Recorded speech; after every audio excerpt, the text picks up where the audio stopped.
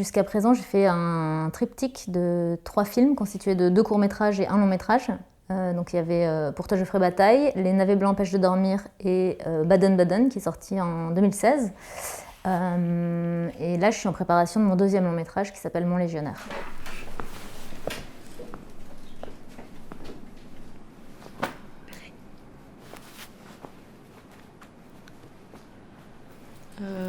Anna Hoche, 12e régiment d'artillerie, section FMIR, à vos ordres, mon lieutenant. Le premier court-métrage, c'était dans le monde de l'armée. C'était 4 jeunes filles qui s'engageaient à l'armée. Et la fin du 3e volet du triptyque, donc de Baden-Baden, c'est cette héroïne du début qui rencontre un jeune homme qui va s'engager à la Légion étrangère. Donc en fait, le thème est déjà en filigrane dans la trilogie depuis le début. Ça marche. Mamie, si tu veux t'éclater dans l'eau, je t'emmène à Baden-Baden. Oh, tu te moques. Bah ouais, je me moque. Alors, Mon légionnaire, c'est l'histoire de 2 couples en particulier. Donc, il y a Nika, qui a 20 ans, qui est une jeune Ukrainienne, qui vient en Corse pour rejoindre son fiancé qui s'est engagé à la Légion.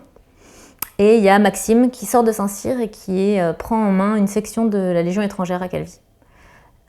Lui, il est suivi par son épouse, qui est avocate, et son petit garçon, Paul, qui a 7 ans. Et donc voilà, ces 2 couples vont être amenés à cohabiter dans une île de manière plus ou moins intermittente, puisque les hommes sont régulièrement à l'extérieur, partis se battre, et les femmes attendent leur retour.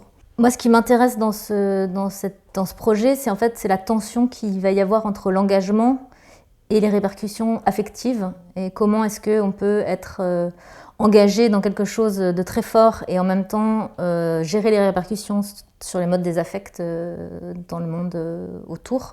Donc le couple déjà c'est difficile, mais en plus de le mettre dans la Légion étrangère qui est un peu l'élite de l'armée, qui est un milieu encore plus exigeant, c'était pour moi la bonne arène pour faire un catalyseur et voir comment est-ce que le couple peut survivre dans un milieu aussi hostile. Pour le casting de Mon légionnaire, là l'intention pour les hommes en tout cas c'est de faire vraiment un groupe d'hommes constitué majoritairement d'anciens militaires pour qu'ils aient déjà un bagage ne serait-ce qu'émotionnel de qu'est-ce que c'est d'être ensemble, parce que pour créer un groupe en si peu de temps, un tournage va durer 9-10 semaines, donc il faut pouvoir créer le groupe en amont. Donc il va y avoir des anciens militaires, beaucoup, et il n'y a que le rôle principal en fait qui sera un comédien. Beaucoup de problématiques qui sont liées au fait que ça soit une île, que ces femmes attendent au milieu de l'azur leurs hommes, le retour de leurs hommes.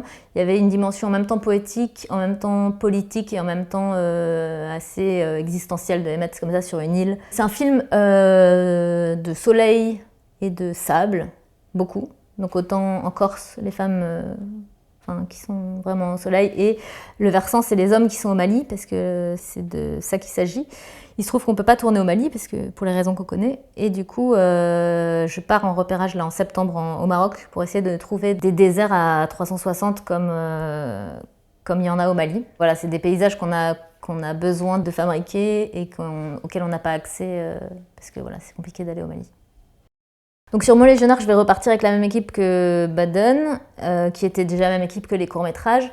Et c'est vrai que c'est assez agréable de travailler avec des gens qu'on connaît et avec qui on a grandi, parce que moi j'étais à l'école avec ces gens-là, enfin à l'école de cinéma. Et ma chef-op, par exemple, on a fait nos exercices à l'école ensemble, et puis après les courts-métrages. Et en fait, ça permet quand même de créer une bulle communicationnelle très facile, où on peut se dire les choses sans prendre de pincettes, en allant beaucoup plus vite, pareil en son, en déco, en assistana. C'est vrai que ça va être très lourd, mais alors je me sens très bien entourée au niveau de la production et au niveau de mes chefs des postes en qui j'ai confiance. Donc il y a quand même pas mal de choses qui sont bien préparées à la base et qui me font me sentir assez sereine. Après c'est vrai qu'il y a des scènes vraiment qui peuvent être flippantes. Si j'étais un peu moins folle, je les trouverais flippantes. Avec beaucoup de véhicules, beaucoup d'hommes, des effets spéciaux, des choses un peu compliquées. Mais non, je pense que le groupe va... Je crois en la chimie du groupe qui va prendre chacun à sa charge les défis, et ça va bien se passer.